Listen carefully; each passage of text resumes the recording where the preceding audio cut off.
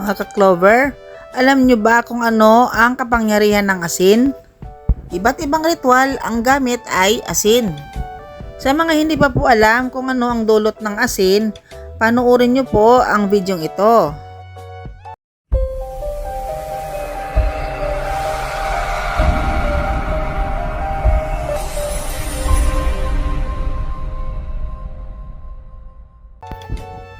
Ang asin ay maraming espiritual hanggang sa praktikal na aspeto.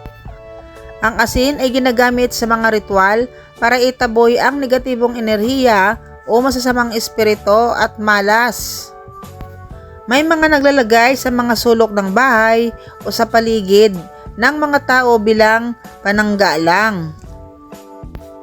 Ang asin ay may kakayahang magtanggal ng negatibong enerhiya sa katawan po natin, sa mga bagay o sa lugar. Sa mga kasal nga po ay ginagamit din bilang seremonya na sumisimbolo ng kasunduan at papanatiling matatag. Dahil ang asin ay simbolo ng kasaganaan at swerte. Kaya nga po may video po tayo na bawal magpaubos ng asin sa ating asinan. At bumili bago sumapit ang alas 6 ng gabi kung napanood nyo po. Dahil ang asin ay hindi lamang ginagamit bilang sangkap sa pagkain, kundi bilang simbolo ng kadalisayan, proteksyon at kasaganaan sa maraming aspeto ng buhay. Maraming gamit ang asin sa iba't ibang ritual. Ngayon po, ang ritual na gagawin po natin ay ang paglagay ng asin sa baso na may tubig at ilalagay po natin sa kwarto, sa likod ng pinto ng kwarto.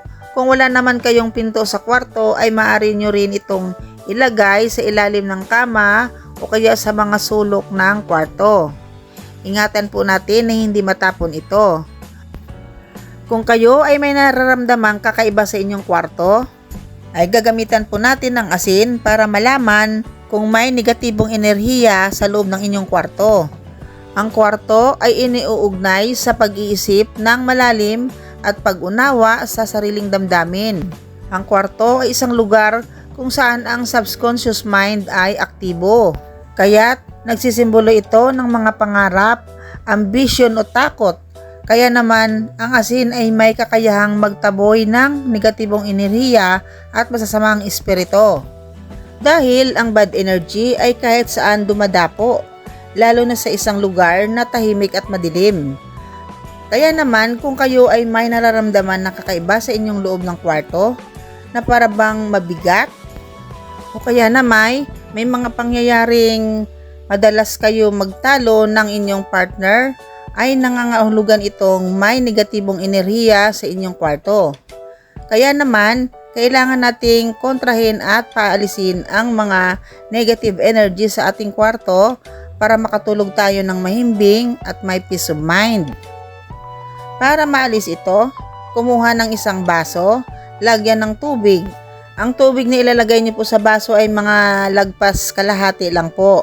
And then, lagyan po ng asin. Mga 1 kutsarang asin. Mas maganda malalaking asin. Pero kung wala po kayong asin, pwede din namang iodized salt kung iodized salt ang ginagamit nyo. At pagkatapos ilagay sa mga parte ng kwarto na binanggit ko. Gawin nyo ito sa tuwing araw ng Martes, Biyernes o sa kabilugan ng buwan. Dahil ang mga araw na ito ay may koneksyon laban sa pagkontra sa mga masasamang elemento o negative energy. Kapag naglagay kayo ng baso na may tubig at asin, makikita natin ang pagbabago nito, na ang asin ay malulusaw at aakyat sa ating baso. Kung ito ay may malakas na masamang espiritu sa loob ng ating kwarto. Kapag ang asin ay nalusaw at magkalat dito sa ating baso, ang ibig po sabihin niyan ay meron nga pong negatibong enerhiya sa loob ng inyong kwarto. Ganito po ang itsura. Ganito po ang mangyayari sa inyong asin sa baso kapag merong negatibong energy sa inyong kwarto. Pero kapag wala namang pagbabago, ang ibig po sabihin niyan ay wala namang negatibong enerhiya sa inyong kwarto. At tandaan, ang ritual na ito ay maaari lamang magtagal ng 1 linggo or 7 days. At tanggalin nyo na po ang baso at itapon. Pero huwag nyo pong itatapon kung saan saan. Baka mamaya itapon nyo sa labas ng inyong pinto o kaya sa inyong bintana. Huwag po. Kailangan itapon po natin siya sa inyong lababo o kaya naman sa inidoro para tuloy-tuloy po ang kanyang agos. Dahil kung itatapon nyo po ito kung saan-saan ay baka bumalik pa po ang negatibong enerhiya ulit. Bago po matapos ang 1 linggo, hayaan nyo lang po yung basong may asin na nilagay nyo. Huwag nyong papansinin o babantayan kung ano nang nangyayari sa inyong baso na may asin. Dahil maaari itong makaantala o makadistorbo sa negatibong enerhiya kung meron man po. Para din mapanatiling maliwalas ang vibes ng inyong kwarto, kailangan po maglinis ng kwarto lagi. Huwag hayaang maalikabok at makalat ang loob ng inyong kwarto. Dahil ang mga alikabok po at dumi at makalat ay isang sanhi ng kinakapitan ng negatibong enerhiya. Huwag din mag-imbak ng mga bagay na hindi ginagamit sa ilalim ng inyong kama dahil masama po yun. Kung hindi naman maiwasan dahil kunwari maliit lang ang inyong bahay, pwede namang maglagay ng gamit sa ilalim ng kama. Pero yung mga kasalukuyang ginagamit nyo po sa araw-araw ay pwede naman po. At isa pa po, ang mga sapatos at tsinelas po ay huwag na huwag nyong ilalagay sa ilalim ng inyong kama. May video din po tayo niyan sa mga bagay na yan kung anong ibig sabihin sa Feng Shui. Kailangan ding maliwanag ang ating kwarto. Magbukas ng bintana kung hindi naman tayo natutulog, basta't maliwanag po.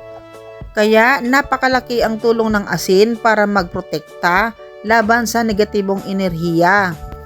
Lalo na kung may tensyon o stress sa kwarto. Ang presensya ng asin sa kwarto ay nagpapahiwatig ng intensyon na mapanatiling malinis ang isip, damdamin at kapaligiran. Ako po kasi ang dami ko rin talagang pinagagamitan sa asin bukod po sa ating sangkap sa pagluluto. Iba't ibang ritual, kaya nga lang po, ang ritual natin ngayon ay para dito lang sa ating kwarto. Kasi hahaba na naman po ang ating video at isishare ko rin po sa inyo kung anong mga ritual ito na kapani-paniwala pong talaga.